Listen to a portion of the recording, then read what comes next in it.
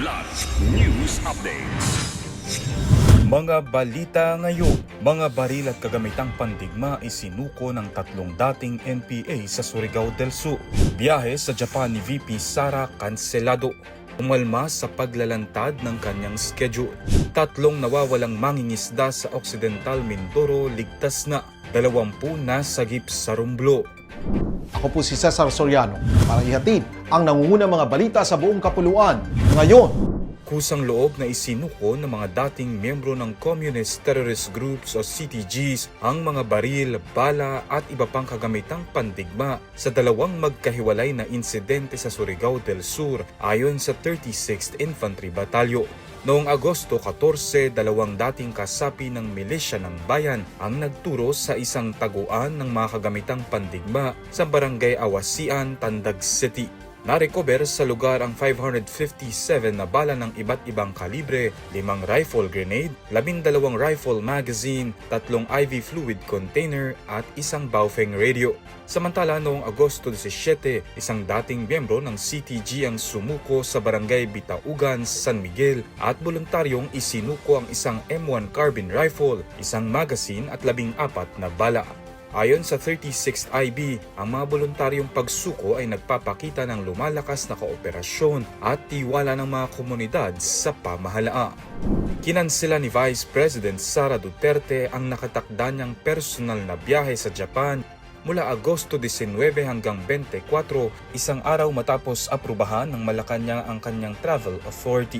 Ayon sa Office of the Vice President, nagbago ang kanyang mga plano kaya hiniling na bawiin ang pahintulot sa kanyang biyahe. Sa isang pahayag sinabi ni Duterte na hindi na tama ang mga ulat tungkol sa kanyang biyahe dahil naipaalam na sa Office of the President ang pagbabago ng kanyang schedule. Hindi naman niya isiniwalat ang dahilan ng kanselasyon o ang kanyang bagong plano. Nagpahayag din ng Vice Presidente ng pagkabahala sa paglalantad ng kanyang schedule sa publiko na aniya'y maaaring magdulot ng panganib sa kanyang seguridad. Tugon naman ng palasyo, nararapat lamang na ipabatid sa publiko ang nasabing impormasyon bilang isang public official. Ligtas nang nakabalik sa kani-kanilang pamilya ang tatlong mangingisdang unang iniulat na nawawala sa Occidental Mindoro. Ayon sa Coast Guard Station Occidental Mindoro, pumalaot sina Dennis Asilum, Mark Anthony Asilum at Emil Takuyan sakay ng FBCA Cassandra bandang alas 10 ng umaga noong Agosto 16 at nakatakdang bumalik alas 4 ng hapon kinabukasan ngunit hindi nakauwi.